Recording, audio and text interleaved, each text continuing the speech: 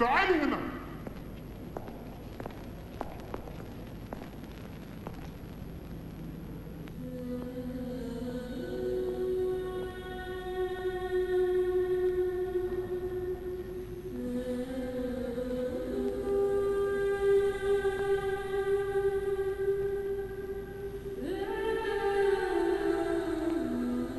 റസാഖ്, റിയാദിലെ ഒരു സോഷ്യൽ വർക്കറാണ്.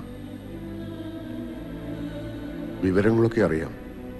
അറബിയുടെ വീട്ടിൽ നിന്ന് രക്ഷപ്പെട്ടതും ഇവിടെ എത്തിയ സാഹചര്യമൊക്കെ. ശരീഅത്ത് നിയമത്തിന് ഒരു വിട്ടുവീഴ്ചയില്ല. അനുഭവിച്ചേ പറ്റൂ. സ്പോൺസറുടെ പരാതിയിൽ ശിക്ഷ കിട്ടാൻ സാധ്യതയില്ല. അത് കള്ളക്കേസാണെന്ന് കോടതി തെളിയും. ഞാൻ അശ്വതിയുടെ വീട്ടുകാരുമായി ബന്ധപ്പെട്ടിരുന്നു. പേടിക്കണ്ട, ഇവിടെയാണെന്നൊന്നും ഞാൻ പറഞ്ഞിട്ടില്ല. അശ്വതിക്ക് വിളിക്കാൻ കഴിയാത്തതിനെപ്പറ്റി ഞാൻ ചില നുണകൾ പറഞ്ഞു. അവര് വിശ്വസിച്ചോന്നും അറിയില്ല. ശിക്ഷ കഴിഞ്ഞാൽ നാട്ടിലേക്ക് പോവാം. ധൈര്യമായിട്ടിരിക്കൂ, ഒന്നും സംഭവിച്ചിട്ടില്ല.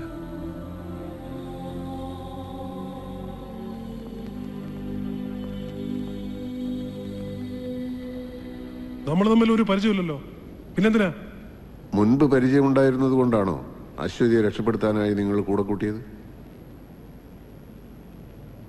തമ്മിൽ പരിചയപ്പെടാനായി പടച്ചോൻ കണ്ടുവച്ചൊരു വഴിയാണിത് എന്ന് വിചാരിച്ചാൽ മതി. നാട്ടിലാരെയെങ്കിലും ബന്ധപ്പെടാനോ അറിയിക്കാനോ ഉണ്ടെങ്കിൽ? ഇല്ല, എനിക്ക് ചെല്ലാനോ എനിക്ക് വേണ്ടി കാത്തിരിക്കാനോ ആരുമില്ല. നിങ്ങളായിട്ട് എനിക്ക് വേണ്ടി ഒന്നും ചെയ്യുകയും വേണ്ട. നിങ്ങളുടെ സ്പോൺസർ വിസ ക്യാൻസൽ ചെയ്തു. ഇനി ഡീപ്പോർട്ടേഷനേ മാർഗമുള്ളൂ. ആരെങ്കിലും മുൻകൈ എടുത്തില്ലെങ്കിൽ അത് ഇനിയും വൈകും. അത്രയും കാലം ജയിലിനകത്ത് നരകിക്കണോ? ആരും കാത്തിരിക്കാനില്ലെങ്കിലും സ്വന്തം രാജ്യത്തേക്കല്ലേ മടങ്ങുന്നത്? ആ രാജ്യത്തിലെ ജീവിതത്തിൽ നിന്ന് രക്ഷപ്പെടാനാ 15 കൊല്ലം മുമ്പ് ഇവിടെ എത്തിയത്. എന്നിട്ട് രക്ഷപ്പെട്ടോ? ഒരു പാവം പെണ്ണിനെ പെരുവഴിയിലിട്ടിട്ട് പോരണ്ടാന്ന് കരുതി ആ കൂടെ കൂട്ടിയത്. എന്നിട്ട് അവര് രക്ഷപ്പെട്ടു. കുറെ കാലം മരുഭൂമിയിൽ ജോലി ചെയ്ത ആളല്ലേ. ഒരു പച്ചപ്പിനും വേരുപിടിക്കാൻ പറ്റില്ല എന്ന് തോന്നുന്ന വരണ്ട മണലിലും ഇടയ്ക്ക് ചില തളിർപ്പുകൾ കാണാറില്ലേ? മരുഭൂമിയിലെ പൊള്ളുന്ന ചൂടിനെ ആ ചെറിയ ചെടികൾ തോൽപ്പിക്കുന്നത് കണ്ടിട്ടില്ലേ? ഒരു കുഞ്ഞു വിത്തിന് അത്രയും കരുത്തുണ്ടെങ്കിൽ നമ്മൾ മനുഷ്യന്മാർക്ക് എന്താണ് താങ്ങാൻ പറ്റാത്തത്?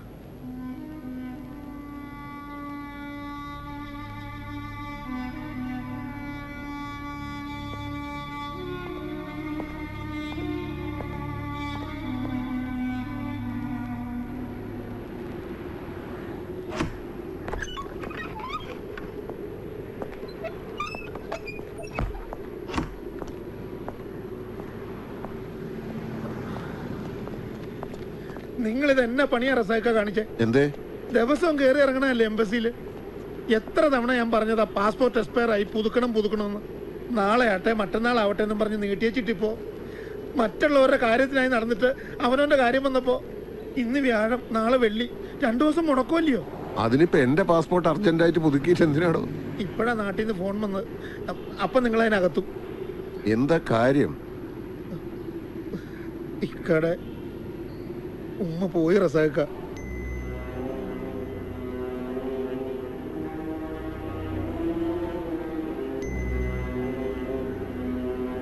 പെട്ടെന്നൊരു നെഞ്ചുവേദന വന്നു. ആശുപത്രിയിൽ എത്തിക്കണതിന് മുമ്പ് തന്നെ. ഇനി എങ്ങനെ നാട്ടിലെത്തും?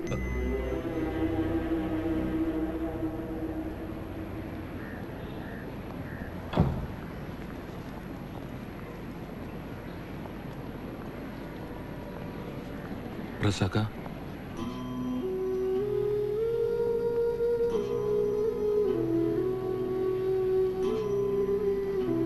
സലീമേ, എന്റെ സ്ഥാനത്ത് നിന്ന് എല്ലാം നീ ചെയ്യണം. പള്ളിക്കാരോട് പറഞ്ഞിട്ട് പാപ്പാന്റെ കബറിന്റെ അടുത്ത് തന്നെ ഉമ്മാക്ക് കബർ വെട്ടണം. ഉമ്മാന്റെ ആ ആഗ്രഹം നടക്കാണ്ട് പോണ്ട. എന്നാ ഇറങ്ങാം.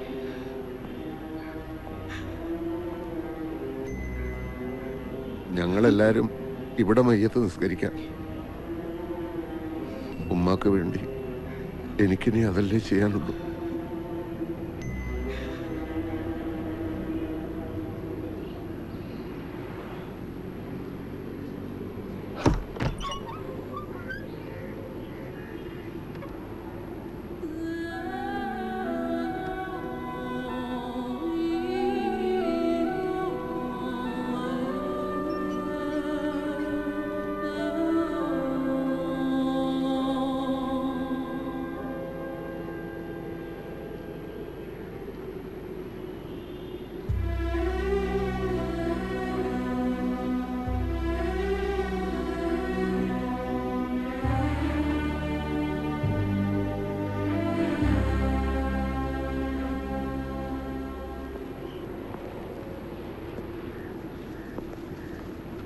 ടിക്കറ്റും ഔട്ട് പാസും.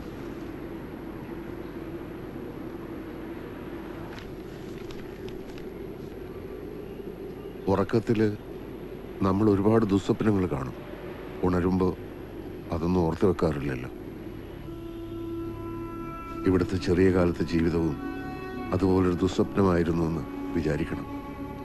സഹിച്ചതെല്ലാം ഈ മരുഭൂമിയിൽ തന്നെ ഉപേക്ഷിച്ച് വേണം വിമാനം കയറാൻ.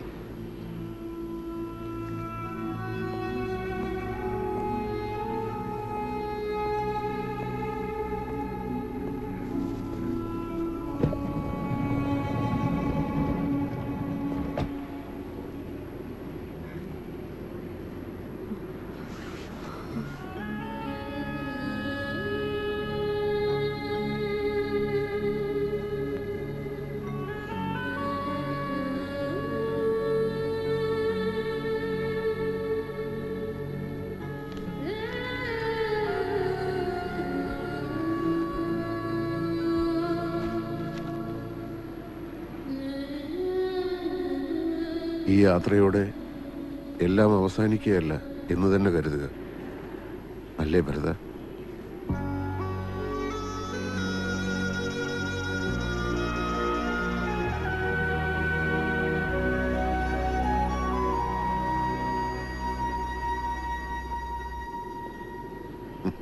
ശരി.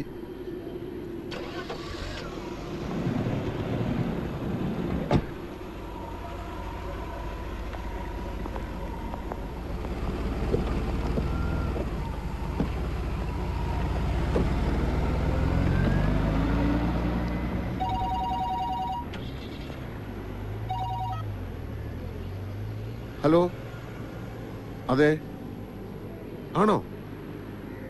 ഏത് ആശുപത്രി? ഞാൻ ഇപ്പം തന്നെ എത്തിക്കോളാം.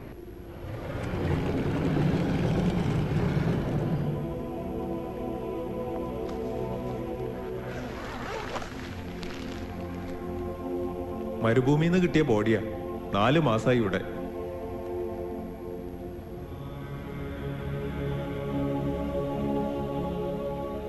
ഇല്ല, എനിക്കറിയില്ല. എൻ്റെ പരിചയത്തിൽ ഇങ്ങനൊരു മുഖമില്ല.